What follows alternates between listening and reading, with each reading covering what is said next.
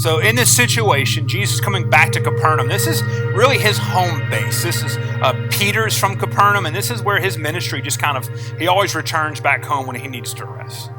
So he's coming into Capernaum, and this Roman official, other translations say a centurion, but this was a Roman officer, and there was not a regular Roman garrison in Palestine at the time. The only Roman soldier, everybody's been in that Easter pageant, to where we talk about this, like there's the middle school kid in the Roman soldier's outfit and all that. But outside of Jerusalem, there was no Roman garrison except for Herod's private guard.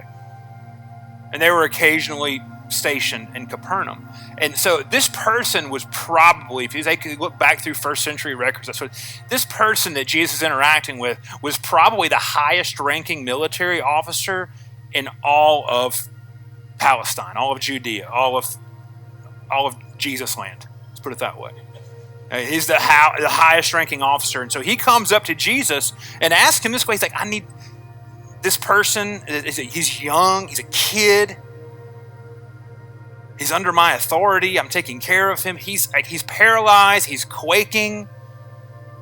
It's using the word that he might have had a just terrible cerebral palsy, but this is an issue of his legs and his body just tightening up, and he's in terrible pain.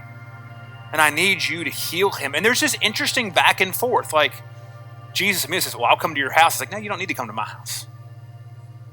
I understand authority, and I'm under authority. This authority works like this, and I believe who everybody says you are. And there's also the thing that, like, a good Jewish person, especially a teacher, would not go into a Gentile's home. And so part of this Roman official might be even saying, hey, I respect who you are, and I respect y'all's rules and your customs, and so I'm not going to ask you to breach that, because I believe you don't have to breach that to do what you say you're going to do. And we have Jesus turning back to his disciples, not making a public statement. Remember, these last few weeks, we've been reading stories in Matthew about faithfulness and discipleship for the people who are already close to Jesus. He turns back to them and says, I've not seen anybody else like him, and he doesn't belong. All the folks who are supposed to belong don't have the faith this guy has. And this guy has more faith as an unbelonger, if that's a word, than y'all have.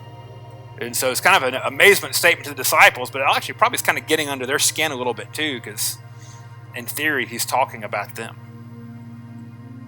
He says all of these things. So, what surprised Jesus? There's all sorts of things that surprised Jesus. This person is just accepting Jesus for who he is. He's not asking him to do special things or extraordinary things. He's not saying, hey, if you do this, I'll believe this. He's just coming to it plain and simple. How many of y'all are straight shooters and appreciate another straight shooter?